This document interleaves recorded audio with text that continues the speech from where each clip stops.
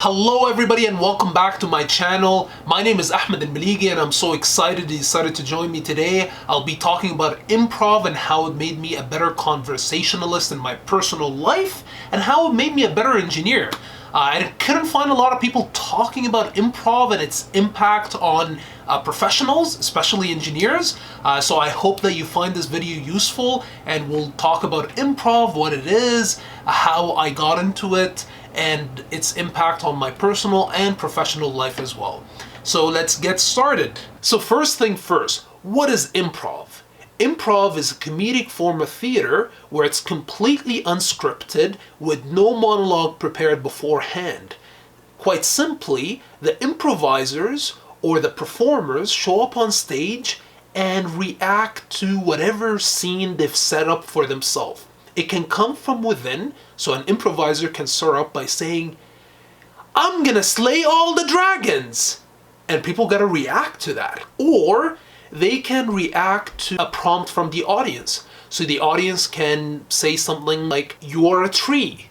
So you're gonna start behaving like a tree and other people are gonna react accordingly. This is completely unscripted, it's not pre-planned, you just show up to stage and react to your environment accordingly. It's a pretty cool form of acting in the sense that it doesn't require a lot of preparation. You just need to have the right mindset, and you gain that mindset by attending different workshops and learning how to best approach improvisation and how to become a better improviser. And that's why I'm talking to you all today. I'm gonna tell you about my experience as an improviser and how it affected me both on a personal and a professional level. So now that we know what improv is, let's quickly talk about what improv is not. So improv is not stand-up comedy. It's not a place or an act where you come up with pre-planned jokes and pre-planned punchlines that you prepare for and just deliver on stage. That is not improv. Improv is truly improvised on stage. It's things that you have never thought about or things that you haven't necessarily planned for, and you just say it at the spur of the moment, whatever comes to your mind while you're on stage. And that's how it can get very funny and very silly too, and it's quite exciting to do stuff like that as an adult. It's honestly like being back in the school playground. You're just acting silly and responding to your environment accordingly. Now that we know what improv is and improv is not, I'll quickly talk about the 2 rules of improvisation that I took away from my workshop that I did in 2019 and from my performance on stage. Keep in mind, improv is very broad and it includes different forms of art, including music, including theater and whatnot, and we're not going to get into the different details and how different forms of art define improvisation. To me, I am describing it how it was taught to me and how I thought of it when I was actually on stage performing as an improviser, which we'll talk about in a minute. But the 2 rules are quite simple. Number 1, offer and acceptance. So the whole point and what makes a scene keep going is the ability for an improviser to offer something and the other improvisers to accept it. And there you go. You start the scene and you start building on that scene bit by bit till you have something that's very enticing and very capturing for the audience. And you have a full story. But the only way for it to progress is to accept the offer and build on it.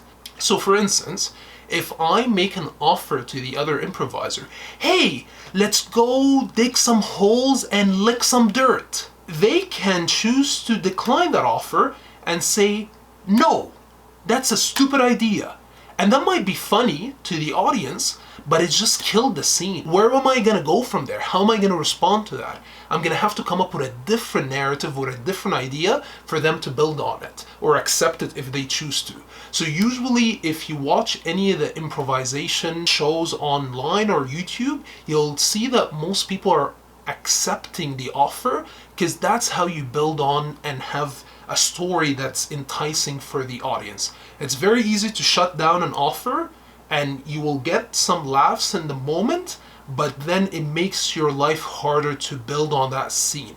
So usually people are accepting the offer. Rule number 2 is accepting the offer and building on the storyline. So the phrase, yes, and is very common in improvisation because that allows the performers to build more depth in the story and have more of a scene that's building on the initial prompt that was either given by the audience or the originating improviser. So for instance, back to the same example, let's go dig some holes and lick some dirt.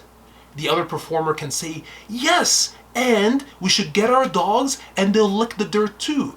And I can say, yes, and so on. You keep building on the scene and you accept the offer to have more of a full scene. That can go on for a couple of minutes and you'd be quite surprised how elaborate that scene will be just by being passive and accepting the offer and being open-minded to whatever offer is sent your way.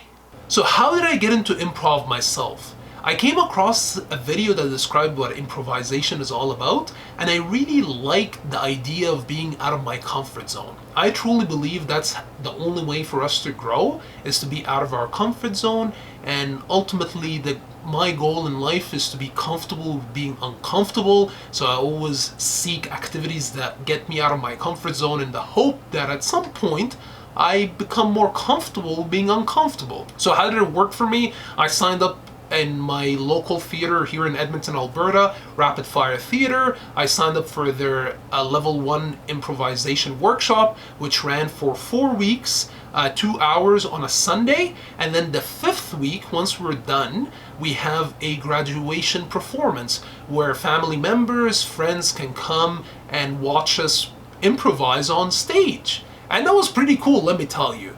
Surprisingly, I found that I'm a little bit funny, so I highly recommend that you look in your local city, see what local theaters have for improvisation workshops. For instance, Rapid Fire Theater now went online, and you can do the workshops online, so if that's something that interests you, I highly recommend it.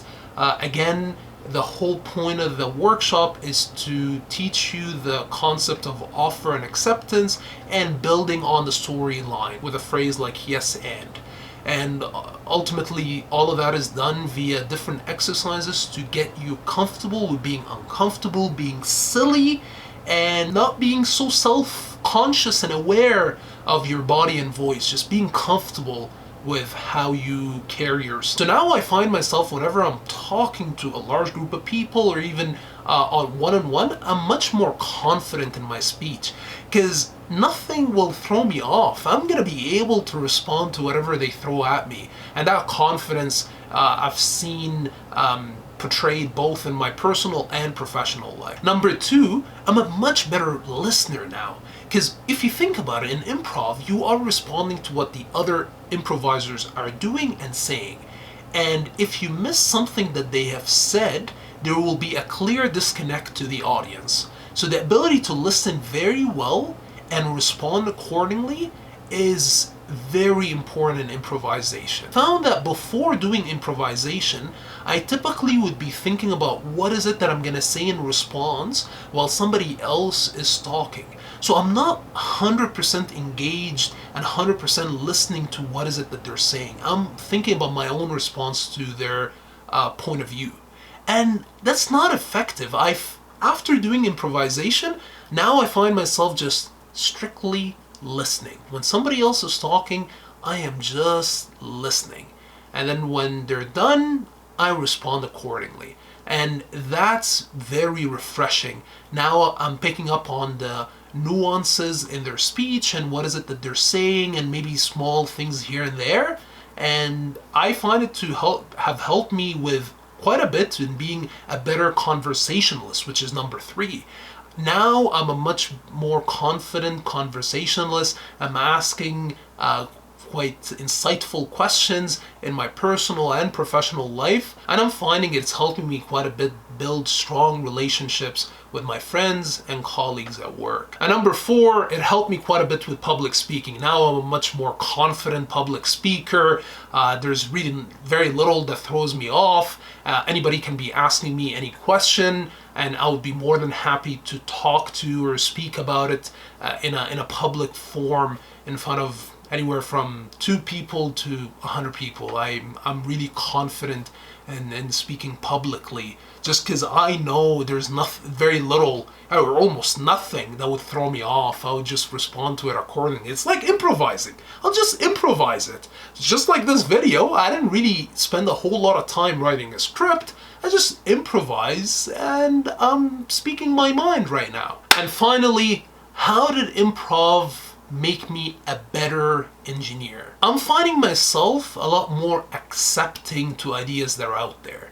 I don't criticize as much. I am more accepting for what people have to say, and I'm always eager to, let's go find out if this works. Yes, let's do that and see if it works. If it doesn't, well, at least we tried. And that mentality, I wouldn't say it's rare in engineering, it's just not common. You'd find most engineers are critical. They try to find what's wrong in the idea, and that's just how the engineering mindset works.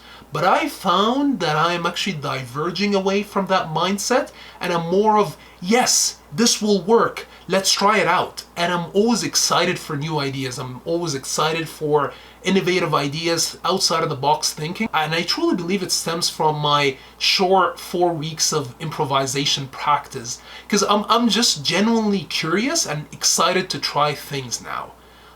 So that's how I think improvisation would help us become better engineers. We're more accepting for ideas, and we want to try stuff out. And if you think about it, whenever we say, we'll play it by ear and see if that works, that is improv. That's the whole point of improvisation. We're playing it by ear. We'll see if it works. We'll react accordingly with what hit us. And that's to me, that's the exciting part about life. The uncertainty and how to tackle things and how to go about different problems as they come at us. So I highly recommend that you try improvisation for yourself, whether you're an engineer or not. I genuinely believe you will gain a lot. So that's it. Let me know what you think about improvisation, your past experience with it, if you heard about it before or not, in the comment section below. And as always, don't forget to like, share, and subscribe. I would greatly appreciate it. And take care, and I'll see you in the next video.